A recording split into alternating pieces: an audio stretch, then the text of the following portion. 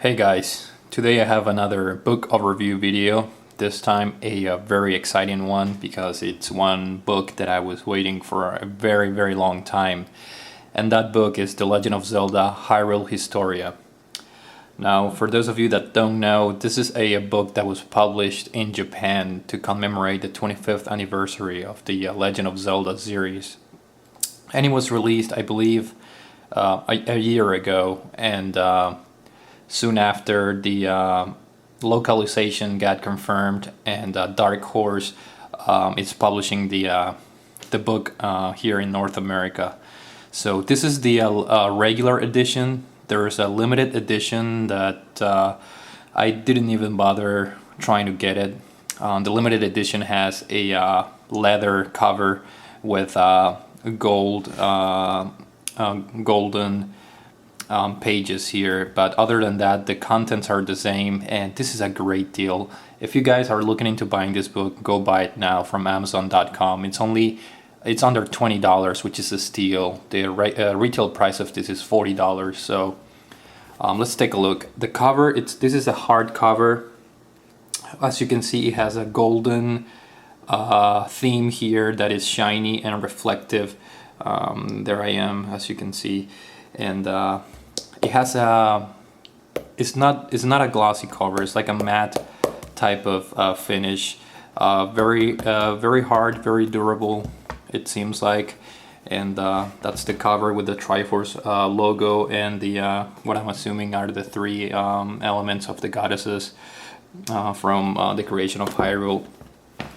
And this is the spine, beautiful spine. We have the Triforce logo with the Legend of Zelda classic emblem, the Master Sword, the name of the book, Hyrule Historia. And this is a little bit out of place. I don't like how Dark Horse, the publisher, put this here. The colors, the black and white are a little bit out of place. They pop out really aggressively, but anyways, what can we do?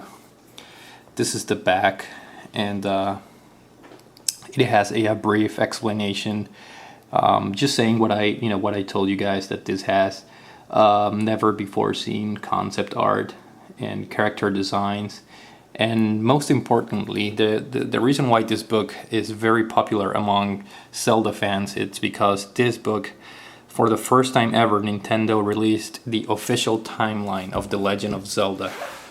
So why don't we take a look inside and look at the contents. Beautiful art here with what looks like it's a Goron and Princess Zelda there. Got the Hylian shield with the Master Sword, and here's the people that translated the book.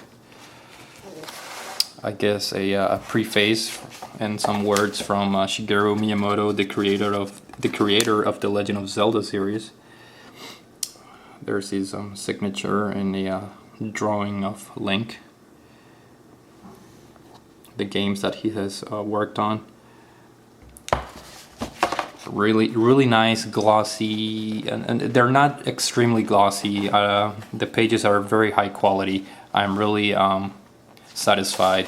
And here we have the Legend Begins. This section pretty much covers the first game in the Zelda timeline, which is Skyward Sword, which in turn is the last game that was released. So it's a little bit ironic that this is the newest game, yet is the very first game in the Zelda series.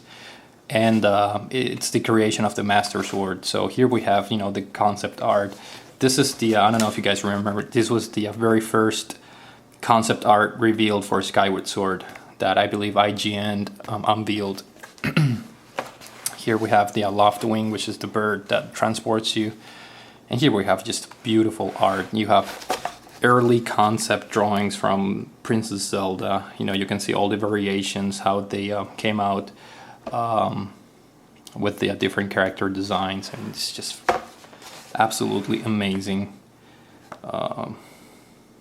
This is Zelda taking the role of the Hyrule goddess. Here we have Fi, which is your companion in the Skyward Sword. Here we have Giragim, which is the bad guy. The next page has spoilers if you haven't completed Skyward Sword yet, so I just skipped that. But here we have the map of the game, some of the areas. Really nice artwork, and just very colorful, and the pictures are so big and bright. This is for $20. This is a steal. This is probably one of the best purchases I made for $20. Here we have the character profiles of all the students of the Knight Academy. So these are all the characters you meet early on in the game. These are the characters that are in the bazaar. So I'm just gonna start going fairly quick here, because I'm not gonna show the entire book, but just so you guys see, I mean, it has, you know, all the concept art with the description, you know, the faces, and so forth. Really detail, high detail everywhere. A lot of attention to detail, and just a beautiful book overall. Here we have the areas of Skyward Sword, you know, Faron Woods, which, you know, it's the first area you visit in the game. We have the Great Tree there. The Water Dragon area, which you have to enter through Faron Woods later on in the game. The Kikwi, the Gorons, all the races that were involved in the game. Beautiful artwork. And you know, just all the enemies, all the characters you encounter throughout the game. And then here at the end of this section we have the Legend of Zelda, the 25th anniversary poster, which depicts Link in its various you know, games. That this is the I believe this is the Wind Waker Link, and then we have the Majora's Mask, the NES Link, and so forth. We have the Ocarina of Time Link, Twilight Princess Link, and so forth. And here's the most interesting part of the book, in my opinion, the history of Hyrule. This is what drove fans, Zelda fans, to buy this book, because this is the official chronology of the creation of Hyrule, and this is the most important page here. This is what Nintendo officialized, you know, the timeline. So here we have the most important page. This is the official timeline, and as you can see, Ocarina of Time becomes the crucial game, because that's where the timeline splits into 3 different sections, depending on whether, you know, Link succeeded in defeating Ganon or not, and also because Zelda sends you back in time at the end of the game. There is a timeline that, you know, portrays what young Link did, which follows with Majora's Mask, and then you have the other timeline, which starts with A Link to the Past, which is in the Link's adulthood. So really interesting stuff. And as you can see, the Hyrule creation or chronology section, it's a more text heavy and based, because there's more history to cover. So really in-depth analysis of how the story of the game and the series has progressed throughout the years. Here we see the Game Boy Advance entry, the Minish Cap, which is one of the earliest games in the timeline. And we have the 4 Adventures game here, and here we have the crucial moment, which is A Link to the Past, and this is where the timeline splits. So like I said, excellent, beautiful book, going over all the details. If you're a Zelda fan, even if you're not a Zelda fan, this is a really nice piece of collecting memorabilia for any gamer out there. So I highly recommend you pick this up, especially when the price is you know, cheap. You know, $20 for a book of this quality is really nothing. So here I'm just gonna fast forward a little bit towards the back of the book. Here we see the events of the Wind Waker, which recently got announced to have a an HD remake for the Wii U, so I'm looking forward to that. Here we have the ending of Wind Waker, and then obviously when Wind Waker ends, that's when Phantom Hourglass and the Spirit Tracks, as you can see here, this is Spirit Tracks, the 2DS games start. And this section, let's see, creative footprints. I'm not sure what this section is all about. Oh, these are the, I guess, the early art or concept art used in the you know, various entries in the series. Really interesting, really detailed.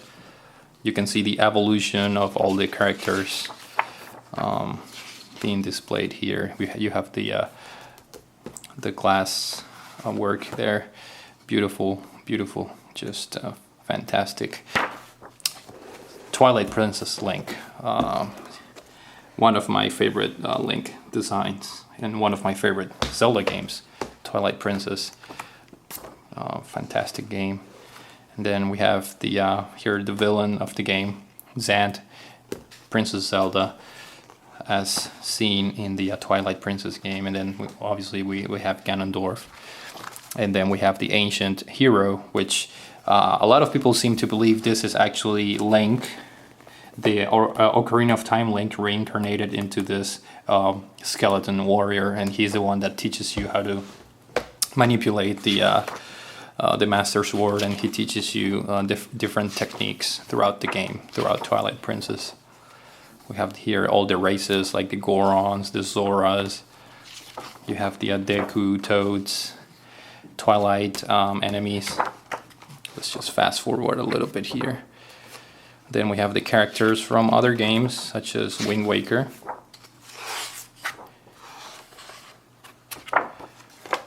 And then I think at the end, here's the evolution of Link by year. You can see, you know, 1993 Link's Awakening, 1998 Ocarina of Time. Then you have, you know, 1991 A Link to the Past, 2001 the Oracle games developed by Capcom. Then we have the Wind Waker in 2002, and so forth. All the different Link characters, and then you have all the different Princess Zelda characters.